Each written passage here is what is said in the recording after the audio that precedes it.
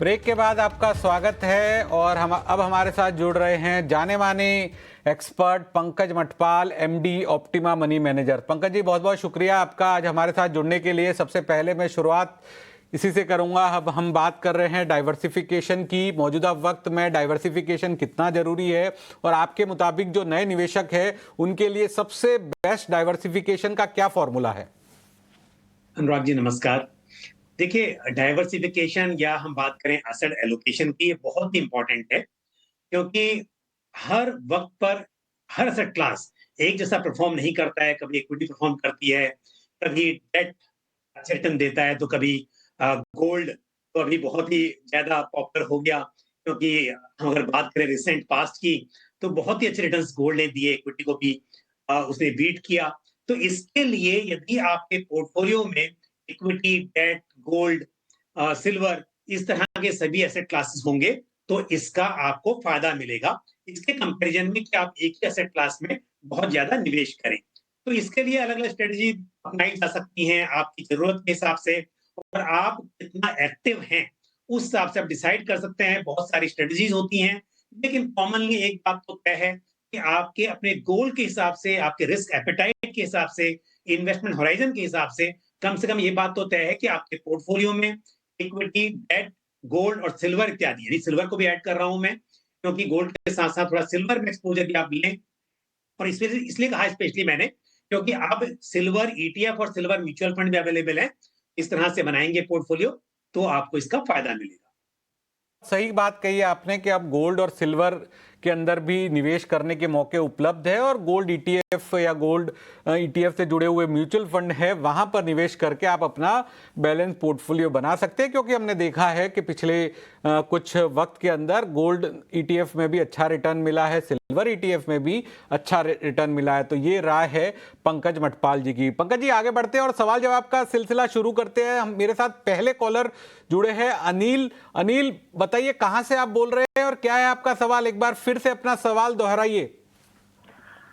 हाँ सर, मैं बीड महाराष्ट्र से बोल रहा हूँ। ठीक है, पूछिए अपना सवाल एक बार। पंकज जी आपका सवाल सुन रहे हैं। हेलो। हाँ अनिल, मैं आपको सुन पा रहा हूं, पूछिए अपना सवाल। सवाल दोहराइए। हेलो। लगता है अनिल तक हमारी आवाज नहीं जा रही है। मेरी मंथली एसआईपी 11,000 की है। मेरा लक्ष्य 12 साल में 1.5 करोड़ का है। मेरा अभी पोर्टफोलियो का वैल्यू अभी 7 लाख है और मैं हर साल 10% से स्टेप अप करूंगा। और मेरे पोर्टफोलियो में फंड है एसबीआई कॉन्ट्रा फंड 1,000 रुपये मंथली है, HDFC small cap fund 1,000 monthly है, पराग पारिक फ्लेक्सी कैप 3,000 मंथली है, Motilal Oswal mid cap fund है 2,000 मंथली और quant multi asset fund 2,000 monthly और निपॉन का मल्टी कैप फंड है वो 2,000 मंथली एसआईपी अभी चल रही है। तो इसमें से मुझे कौन से फंड रखने चाहिए या यही कंटिन्यू करने चाहिए क्या मेरे टारगेट के लिए? बिल्कुल, ये देखिए पंकज जी, आपकी जो जो आपने स्ट्रेटजी बनाई, लगता है ये बहुत रेगुलरली आपको फॉलो करते हैं। स्टेप अप करा हुआ है, अलग अलग फंड चूज करे हुए हैं और आपके लिए बकायदा सवाल भी भेजा है। अब बताइए क्या और राय देगी? ये डेडिकेटेडली आपको फॉलो तो कर ही रहे हैं। बहुत बहुत धन्यवाद ऐसे व्यूअर्स का। बिल्कुल, देखिए अगर हम पहले बात करें गोल्ड की तो जो अभी इन्होंने ऑलरेडी 7 लाख रुपए वैल्यू है पोर्टफोलियो की और साथ में 11,000 की एसआईपी कर रहे हैं और 10% से स्टेप अप ये करेंगे ऐसा कहा है अनिल जी आपने। तो 15 साल में करीब 1,29,00,000 रुपया आप इकट्ठा कर पाएंगे। और यदि आपका लक्ष्य है 2 करोड़ का, क्योंकि जो कैलकुलेशन मैं कर रहा हूँ ये मैं कर रहा हूँ 12% की कंपाउंडेड एनुअल ग्रोथ मानकर। अब रिटर्न्स कम ज्यादा हो सकते हैं पर 12% हिसाब से कैलकुलेट करते हैं तो उस हिसाब से जो टोटल अमाउंट बन रहा है वो 1,29,00,000 है और आपको करना है 2 करोड़। तो ऐसे में आपकी एसआईपी होनी चाहिए 20,000 रुपया महीने। तो आपको बढ़ाकर अभी फिलहाल 20,000 करना पड़ेगा और साथ में जो स्टेप अप कर रहे हैं वो भी आपको करना होगा। तो देखिए यदि आप 11 से 20 नहीं कर सकते तो कितना आप कर सकते हैं उतना बढ़ा लीजिए और समय के साथ 10% से ज्यादा फिर आपको बढ़ाना होगा, तब आप अपना ये लक्ष्य पूरा कर सकते हैं। दूसरी बात ये quant multi asset allocation fund जो आपके पास है उससे आप रिप्लेस करें ICICI Prudential multi asset fund से। तो सेम कैटेगरी, लेकिन दूसरा फंड आपको लेना चाहिए, मेरी सलाह है।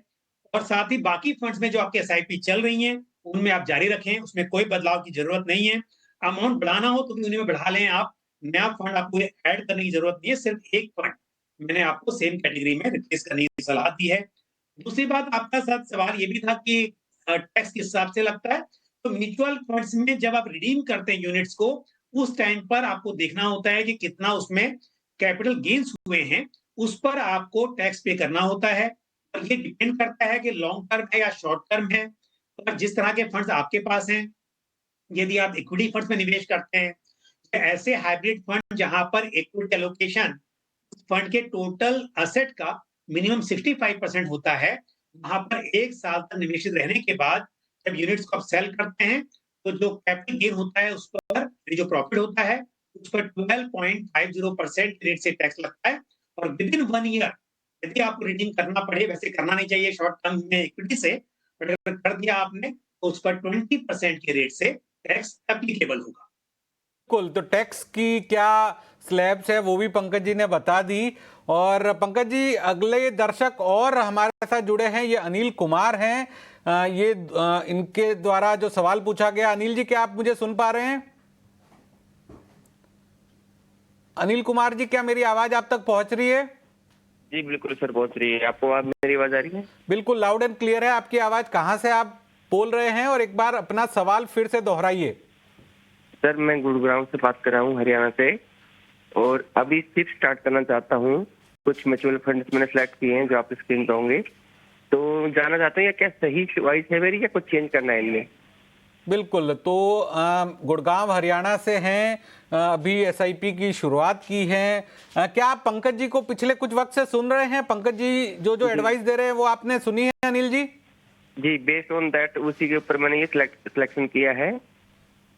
और 16,500 रुपये पर मंथ ही मैं पर मंथ में सिप करूंगा, और मेरा 4 से 5 साल में टारगेट है 1 CR का।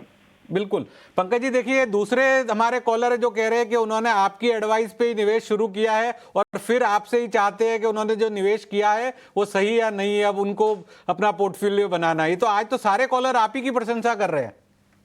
अनुराग जी, धन्यवाद आपका और ईटी नाउ स्वदेश का, क्या मौका देते हैं मुझे बार बार गाइड करने के लिए व्यूवर्स को, और इसलिए व्यूवर भी सुनते हैं। So thank you very much Anil ji, आपका भी। और देखिए, फंड्स जो आपने चुने हैं फंड्स अच्छे हैं, पर आपको एक बात मैं कहूंगा कि आपका नजरिया 3 से 5 साल का है। अब एक तो इक्विटी में जब निवेश करें तो वहां पर लक्ष्य आपका 5 साल या उससे भी अधिक का ही होना चाहिए। और स्पेशली यदि बात करें स्मॉल कैप की, तो 3 से 5 साल के लिए स्मॉल कैप फंड मेरे हिसाब से सुटेबल नहीं है। यहाँ पर जोखिम बहुत ज्यादा हो सकता है। यदि आपको 8-10 साल या उससे अधिक समय के लिए निवेश करना है, तब आप स्मॉल कैप को ऐड करें पोर्टफोलियो में। लेकिन जैसा आपने कहा 3 से 5 साल, तो आपको स्मॉल कैप को स्किप करना चाहिए। और इस छोटी अवधि के लिए मैं कहूंगा कि बाकी फंड्स जो चुने हैं आपने उन्हें रख सकते हैं आप, लेकिन जो स्मॉल कैप की आप बात कर रहे थे या मिड कैप को भी मत रखिए पोर्टफोलियो में। उसके बजाय आप ICICI Prudential asset allocator fund of fund, इस फंड को पोर्टफोलियो में शामिल कर सकते हैं, जो कि हाइब्रिड फंड है। तो मिड कैप स्मॉल कैप को आपको स्किप करना चाहिए, लेकिन एचडीएफसी निफ्टी 50, पारंपरिक फ्लेक्सी कैप और क्वांटम गोल्ड फंड, इन तीनों फंड्स में आप एसआईपी कर सकते हैं। दूसरी बात यह है कि आपको स्टेप अप करना चाहिए, 10% से मिनिमम आप स्टेप अप भी करें। और 5 साल में, क्योंकि आप जो बात कर रहे हैं जितना अमाउंट आपने कहा है उस हिसाब से, मतलब 16,500 टोटल निकल कर आ रहा है जो आपने कहा है, तो 5 साल में 13 लाख ही इकट्ठा हो पाएगा 12% के सीएजीआर पर। तो आपको अमाउंट बढ़ाना चाहिए, और जो निवेश की अवधि है उसे बढ़ाएंगे तो आपका जो भी गोल है उसे अचीव करना आसान हो जाएगा, क्योंकि कंपाउंडिंग का जो फायदा मिलता है वो लॉन्ग टर्म में आपको बेहतर देखने को मिलता है। बिल्कुल, तो कंपाउंडिंग का फायदा लॉन्ग टर्म में मिलेगा और निवेश बढ़ाना होगा गोल को अचीव करने के लिए। ये सलाह है अनिल कुमार को, जो कि गुड़गांव हरियाणा से बता रहे थे, और पंकज जी की सलाह पे ही उन्होंने निवेश शुरू किया और एक बार फिर पंकज जी से अपना पोर्टफोलियो रिव्यू कराना चाहते थे। अगले कॉलर हमारे साथ जुड़े नितेश गुप्ता जी। नितेश जी, कहाँ से बोल रहे हैं आप? सर मैं एमपी से जबलपुर सिटी से बोल रहा हूँ। अच्छा, जबलपुर से बोल रहे हैं। आपने भी क्या कभी पंकज मटपाल जी की स्ट्रेटजी सुनी है और क्या उनकी स्ट्रेटजी सुन के आपने निवेश किया है? जी सर, किया। मैं उनके यूट्यूब में वीडियोस वगैरह देखता रहता हूँ। उससे काफ़ी मैंने सीखा है कैसे इन्वेस्टमेंट करना चाहिए। देखिए आज तो हद ही हो गई पंकज जी, तीसरे कॉलर है, ये भी आप ही की स्ट्रेटजी करके इन्होंने निवेश शुरू किया। तो बताइए क्या राय चाहते हैं आप पंकज जी से? सबको मैं ये चाहता हूँ कि मेरा फंड का सिलेक्शन कैसा है, और मेरे पास मोतीलाल ओसवाल के एक ही एएमसी के 3 फंड हैं, तो उनको मेरे को रखना चाहिए। और एक ईएलएसएस फंड भी है, क्या उसको मुझे रखना चाहिए? क्योंकि उसको मेरे को जरूरत नहीं है टैक्स के हिसाब से, पर अगर सर बोलेंगे, सजेस्ट करेंगे तो उसको आगे कंटिन्यू करूंगा, नहीं तो उसको मैं हटा भी सकता हूँ। बिल्कुल पंकज जी, देखिए 9 फंड है इनके पास। पराग पारिक फ्लेक्सी कैप के अंदर है, Motilal Oswal mid cap, Invesco small cap, Kotak multi cap, Canara Robeco multi cap, SBI Contra के अंदर भी 1,85,000 का निवेश है। आईसीआईसीआई प्रूडेंशियल डिविडेंड यील्ड के अंदर भी निवेश है, 5,000 रुपए की एसआईपी है। Motilal Oswal Nifty 500 momentum 50 fund में भी करीब 2 लाख रुपए का निवेश है और मोतीलाल ओसवाल ईएलएसएस में भी 2 लाख का निवेश है। पंकज जी, ये भी आपको देखकर ही निवेश कर रहे हैं। एक बार फिर आपसे चाहते हैं कि इनकी निवेश का जो पूरा पोर्टफोलियो इसको रिव्यू किया जाए और इन्हें सलाह दी जाए। नितेश जी, बहुत बहुत धन्यवाद आपका कि आप मुझे फॉलो करते हैं और मेरी एडवाइस को आप मानते भी हैं। तो आपने फंड्स भी बहुत अच्छे चुने हैं। आपके फंड्स जो भी हैं पोर्टफोलियो में, हालांकि स्कीम 9 हो गई हैं, लेकिन सभी स्कीम अच्छी हैं।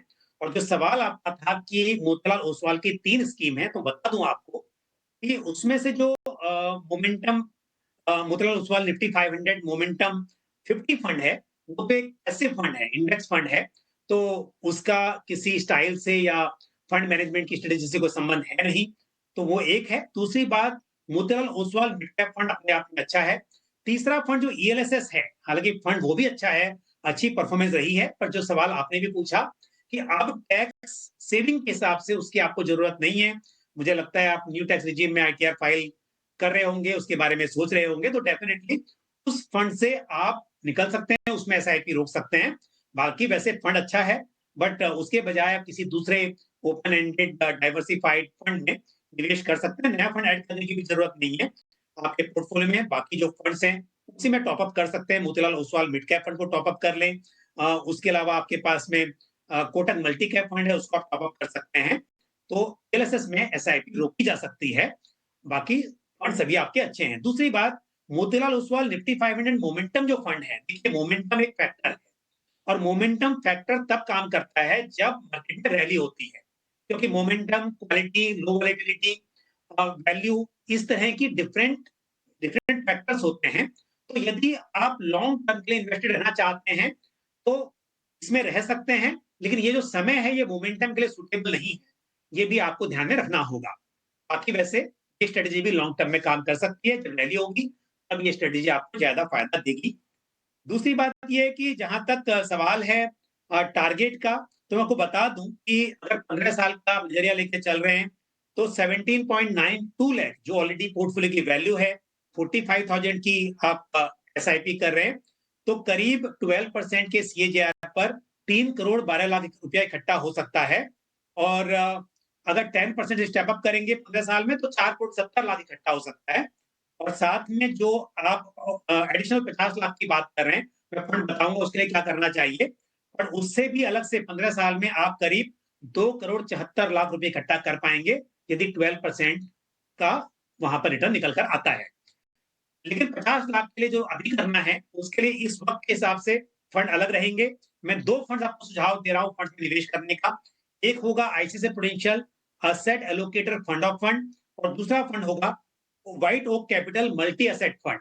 तो इस वक्त पर इन 2 फंड्स में आप इस पैसे को निवेश कर सकते हैं। और 1 साल के बाद में, 2 साल के बाद में आप देखें, फिर जरूरत लगे आपको तो आप फिर इन फंड्स से निकलकर डाइवर्सिफाइड इक्विटी फंड्स में जा सकते हैं। फिलहाल के लिए इस तरह के फंड्स लमसम इन्वेस्टमेंट के लिए बेहतर माने जा सकते हैं। बिल्कुल, तो 2 फंड और पंकज जी बता रहे जहां पे निवेश करना चाहिए। दर्शक जो है जिन्होंने पंकज जी को ही हमारे चैनल पर सुनकर निवेश की स्ट्रेटजी बनाई थी और फिर एक बार पंकज जी से अपना पोर्टफोलियो रिव्यू कराना चाहते थे। आगे बढ़ते हैं और अब हमारे पास जो एक सवाल भेजा है, दुबई से सवाल आया है, शैलेंद्र सिंह है दुबई में रहते हैं। उन्होंने अपना जो एसआईपी की राशि है 31,000 रुपये एसआईपी करते हैं पर महीने की। एसबीआई कॉन्ट्रा के अंदर 5,000 रुपये की एसआईपी है। पराग पारिक फ्लेक्सी कैप के अंदर 6,000 रुपये की एसआईपी है। Motilal large and mid cap के अंदर 6,000 रुपये की एसआईपी है। कोटक मल्टी कैप के अंदर 6,000 रुपये की एसआईपी है। Motilal Oswal mid cap fund के अंदर 3,000 रुपये की एसआईपी है। बंधन स्मॉल कैप में 5,000 रुपये की एसआईपी है। वो अपने सवाल में ये भी लिखते हैं, आपका शो देखकर ही पोर्टफोलियो बनाया हूं, मैं नया निवेशक हूं और जनवरी 2025 से इन्वेस्टमेंट कर रहा हूं। 2 करोड़ रुपए का टारगेट है। पोर्टफोलियो वैल्यू अभी 5,30,000 रुपए है। 12 साल इन्वेस्टमेंट करना है और 10% स्टेप अप हर साल करने के लिए तैयार हूं। फंड कैसा है? इस फंड में ही इन्वेस्टमेंट करूं या कोई चेंज करना है? प्लीज एडवाइज और प्लीज रिव्यू करिए, ये बताया है।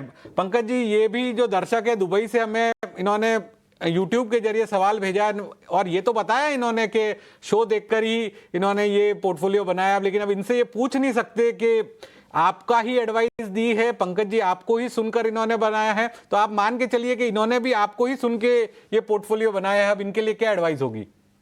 थैंक यू अनुराग जी, मुझे भी लग रहा है कि अगर आप पूछते तो शायद जवाब यही आता, तो बहुत खुशी की बात है। अब ये यूट्यूब पे भेजा इन्होंने जी, बहुत ही बेहतरीन पोर्टफोलियो बनाया है। स्कीम्स है बहुत अच्छी हैं और डाइवर्सिफाइड है। देखिए इसमें large cap, mid cap, small cap सभी तरह का एलोकेशन है और साथ में इन्होंने ये भी जो समय बताया है 12 साल, उस हिसाब से बिल्कुल अच्छा पोर्टफोलियो है।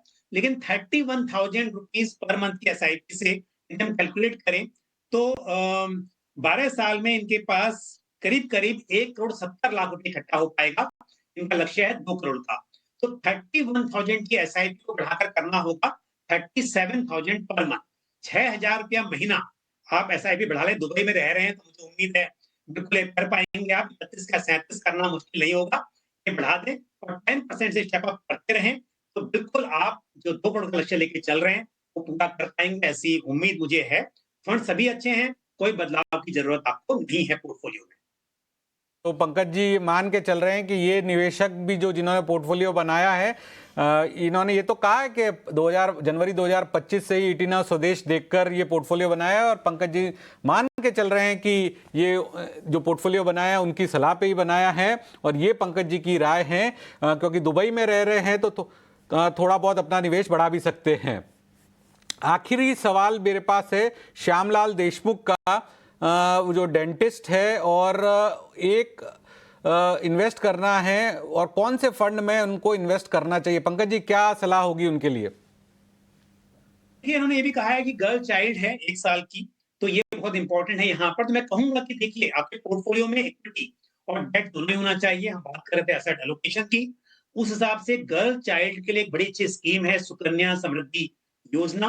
तो उसमें आप निवेश करें हर महीने का, साल में 1.5 लाख रुपया निवेश किया जा सकता है मैक्सिमम।